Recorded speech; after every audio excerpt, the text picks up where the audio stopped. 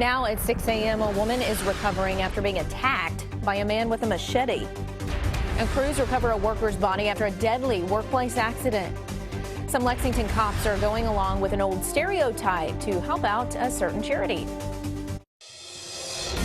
Tracking, alerting, protecting. This is WKYT This Morning. Good morning and welcome into you on this Friday. I'm Rebecca Smith. Bill has the day off, and let's get a check of meteorologist Jim Caldwell's prediction on the weather. And looks like it's going to be one of those steamy, humid, nasty feeling days, especially as we head toward the afternoon and evening hours.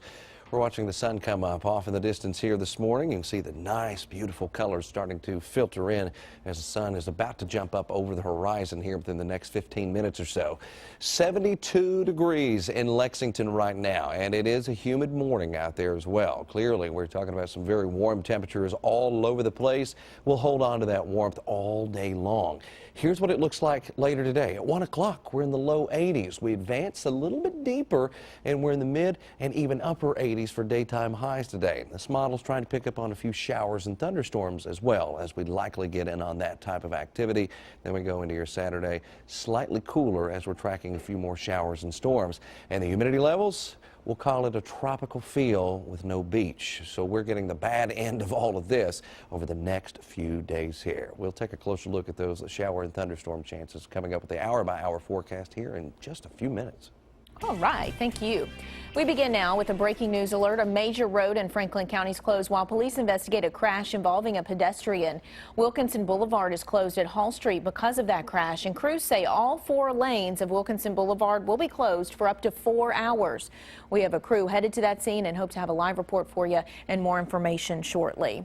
Well, an Eastern Kentucky woman says she's lucky to be alive after a man attacked her with a machete. She says she has no idea why she was attacked. WKYT's Hillary Thornton is at our live desk with this woman's story. Good morning, Rebecca. The victim, Irene White, says she is now recovering from both physical and psychological wounds and describes the whole ordeal as like something out of a horror movie. She says last month, 26-year-old Christopher Dixon came up to her at an apartment complex in Middlesboro, pulled out the machete, and started hitting her with it. Police say when they got to the apartment complex, White was inside and had severe wounds from the knife attack. A short time later, a warrant was issued for Dixon, and he was arrested a short time later, now facing an attempted murder charge. White, who was recently released from the hospital after being airlifted to the University of Tennessee Medical Center, says she is lucky to be alive and will never forget what happened the day she was attacked. It was like something like out of a horror movie. I mean, at first when he hit me in the side of the head and hit me in the chest, I didn't realize that he'd hit me. Dixon was arrested and charged with attempted murder. White says she now has about 300 staples and more than 600 stitches, but is recovering. Police say they are still trying to figure out what led to the attack. At the live desk, Hillary Thornton, WKYT. Well, new this morning, crews are trying to figure out what started a fire at a Lexington apartment complex. That fire was at the Eastridge Apartments on Alumni Drive. Firefighters were able to keep the flames contained to some shutters on the outside of the building. No one was hurt. Investigators say a trench collapse in Louisville killed 1 man and injured another. The 2 men were working on a sewer pipe along the Dixie Highway when the trench collapsed. Police say the men were trapped under 8 feet of dirt and concrete. 1 man was rescued, but crews couldn't get to the other man in time. This morning, a Knott County family is asking for help finding a missing a missing mother. Natasha Jones has not been seen since May 7th. On that day, her family says she left a note for her 2 sons saying she'd be back in a few days. Her grandmother says she's left home before, but has never gone this long. Police have followed up on a few tips, but they haven't had too much luck. It's just murder any way you look at it.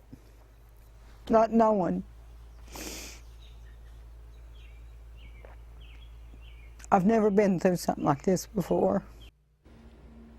Well, the family is offering a $1,000 reward for information leading to Jones' whereabouts. An Eastern Kentucky official's harassment case is headed for trial. Prairie County Clerk Haven King pleaded not guilty yesterday. Along with harassment, he is facing a litany of other charges, including wanton endangerment, reckless driving, menacing, stalking, unlawful imprisonment, and official misconduct. A college student claims King followed her in his car, blocked her in, and questioned why she was driving her grandfather's car with handicap plates. She recorded video of the whole thing. King's attorney says while what's seen in the video may not be deemed appropriate, it's not illegal. The judge has set a trial for January 18th. A reward is now being offered for information leading to the arrest of a person shooting cats in Woodford County. We first told you about this last week. Investigators say someone used a BB gun to shoot at least 6 cats in the Lanesview neighborhood. 2 of those cats died. The Woodford County Animal Control says PETA is now offering a $2,500 reward in the case. And you may find a strange sight this morning at a Lexington donut shop. Lexington police will be on the roof of a Krispy Kreme. They've been on the roof since 6 this morning and will continue through 6 tonight. Police are raising money to help benefit Special Olympics Kentucky. They're collecting donations at the location on Richmond Road. Now, your zone-by-zone forecast with meteorologist Jim Caldwell and First Alert Defender. We'll see our temperatures go down just a hair for daytime highs today. I think we're in the upper 80s rather than 90 degrees. We're really splitting hairs here. But anyway, a forecast still remains on the uncomfortable side. We look outside with Defender. We're scanning the skies, and we're also throwing the temperatures up there for you. One big solid package of everything, because first of all, showers and thunderstorms aren't happening yet. That comes during the afternoon and evening. 72 degrees in Lexington, Richmond at 72, Mount Sterling, Frankfort also coming at that number, and most of us will see those low 70s change to mid and upper 80s by the time we get into the afternoon and evening. Here's the setup for us today. We get this nice little flow coming in from the southwest. That's going to pump more humidity into the air. Very juicy atmosphere will be in place. So we're still on the warm and humid side. With all that extra humidity around, we'll see a few more clouds possible, and that also leads to scattered showers and thunderstorms. So we'll have a better coverage of a lot of that coming together, and you're even tracking a few showers out to our northwest currently. That's where we have a lot of that energy. Here's the way it all plays out for the hour-by-hour forecast. We go all the way up until noon because nothing really happens in the atmosphere for us until we get closer to that time of the day. There's a front. It lingers in the area. It's close enough to trigger a few showers and storms, but on the south side of it, we'll just get that typical isolated type pattern.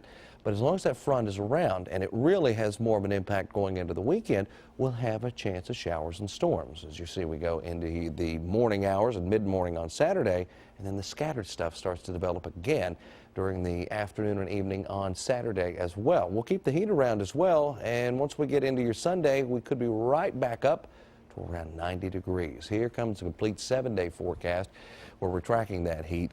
88 for a high today.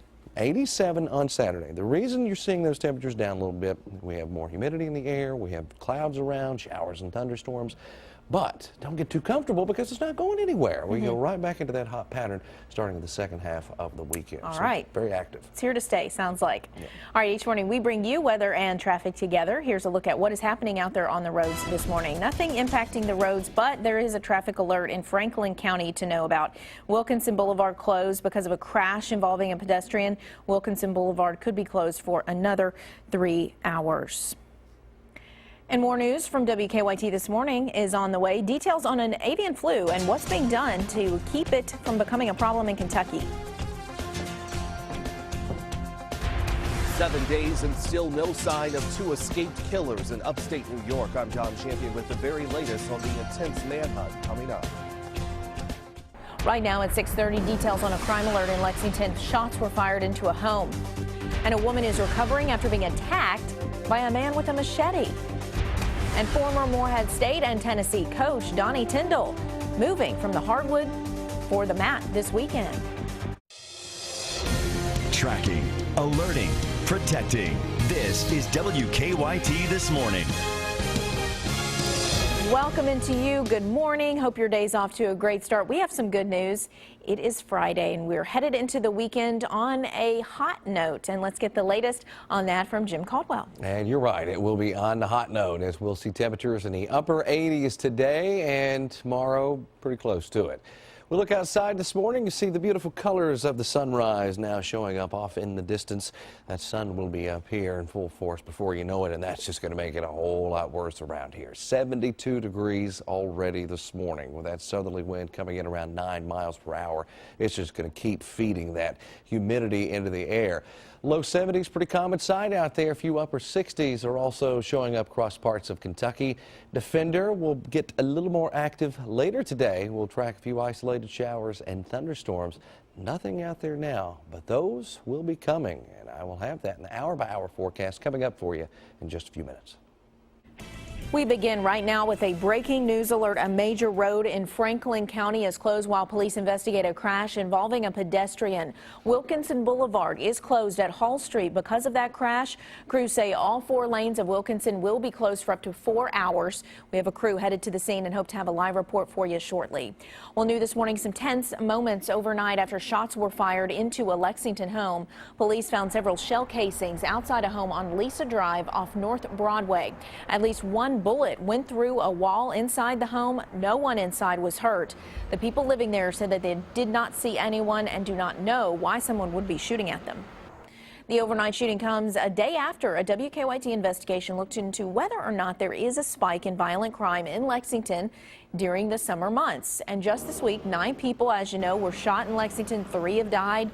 We obtained documents from police from the years 2012, 13, and 14. In those years, the majority of crimes that police tracked started increasing in May, stayed up through the summer before dipping in the fall. But police say you cannot predict the rise and fall of violent crime based on the season. Any time throughout the year you have increases that can happen on a daily basis, just depending. I mean, every day is a new day, and things can happen. Police say nonviolent crimes do tend to go up in the summer because more people are outside. They say if you compare Lexington to other cities its size, it's relatively safe. They point out crime is down during the first 5 months of the year compared to the same time period last year. Lexington on our website, WKYT.com. Well, because of that string of shootings this week, Community Inspired Solutions is hosting a town hall meeting later this month. Organizers hope that meeting will generate ideas about how to make the community safer. If we could tackle this problem together, we would get the best results. You know, it's simple math. There's power in numbers. Well, the meeting will be held on Monday, June 22nd at the Northside Library on Russell Cave Road. An Eastern Kentucky woman says she's lucky to be alive after a man attacked her with a machete. WKYT's Hillary Thornton is at our live desk with this woman's story. Rebecca, the victim, Irene White, says she is now recovering from both physical and psychological wounds and describes the whole ordeal as like something out of a horror movie. She says last month, 26-year-old Christopher Dixon came up to her at an apartment complex in Middlesboro and pulled out a machete. White says at first she just stood there and did not think he was going to hurt her with it, but then says he began hitting her, starting with the side of her head. Police say when they got to the apartment complex, White was inside and had severe wounds from the knife attack. She says she has no idea why she was attacked. A warrant was issued for Dixon a short time later, and he was soon arrested and charged with attempted murder. Recently released from the hospital, the 38-year-old now says she feels lucky to be alive and wants to make sure Dixon is not able to hurt anyone else. He come at me and there was like, I don't know, there was nothing in his eyes, no soul, no nothing, no remorse. White says she now has about 300 staples and more than 600 stitches, but is now recovering. Police are still trying to figure out what led to that attack. At the live desk, Hillary Thornton, WKYT. Scary stuff for her. Well, happening today, a convicted rapist will find out how long he will have to spend in prison. A Lexington jury convicted Perico Coffey of kidnapping, sodomy, and rape charges. Coffey kidnapped a stranger from the Speedway on Versailles Road back in 2013. U.S. Marshals later arrested him in Michigan. Coffey will be sentenced this morning. The jury recommended he spend 46 years behind bars. A crash that killed a Lexington lawyer last month could lead to a change in Kentucky's DUI laws. Mark Hinkle was killed last month by a suspected drunk driver while riding his bike in the Horsey 100 in Georgetown. The driver that hit him, Odilon past Salvador, has prior DUI offenses. Now State Representative Kelly Flood has pre-filed a bill that would toughen the law on repeat DUI offenders. I think the most important way to understand it is this is the law that will make sure that Mark Hinkle's that no other father, no other husband, no other best friend needs to die like this. The new legislation proposes to extend the current law's look-back period for previous offenses from 5 years to 10. Police made a huge pot bust in Boyd County. They went to a home after seeing a vehicle they thought was connected to a burglary. Inside, they found more than 150 marijuana plants with a street value of more than $300,000. So far, police have not found the person who was growing it. A grand jury chose not to indict a woman who created quite a buzz for the shirt she was wearing when she was arrested. Court forms pulled by the Richmond Register show the Laurel County grand jury did not move the case against Deborah Asher forward because no one showed up to testify in the case. Asher was arrested last November for drug trafficking. She was wearing a I Heart Crystal Meth shirt in her mugshot. Republican nominee for governor Matt Bevin may have violated state ethics laws. The Ethics Commission says Bevin did not disclose his positions with 2 companies on his financial disclosure statement. His campaign managers say Bevin did disclose his position as the sole owner of the company that owns the 2 companies in question, but an Ethics Commission director said the commission would likely find that Bevin should disclose all of his positions with every business. There are new fears this morning that a massive data breach into federal employees' records could be a lot worse than was previously thought. Sources tell CBS News the personal information on federal law enforcement agents was exposed in the cyber attack as well. Mark Albert reports from Washington. It now appears the hackers who breached the federal government's clearinghouse of records on past and present workers were even more successful than first believed. A federal law enforcement source tells CBS News the number of people affected could reach 14 million, more than 3 times as many as were initially suspected, including some FBI and CIA employees. The largest federal employee union said Thursday it believes the hackers are now in possession of all personnel data for every federal employee, every federal retiree, and up to 1 million former federal employees. The union says the data stolen includes social security numbers, age, military records, addresses, pay history, and more. Several lawmakers here on Capitol Hill have blamed the hack on the Chinese, although the U.S. government so far has not publicly blamed China. Investigators are still looking at what exactly the exposure might be.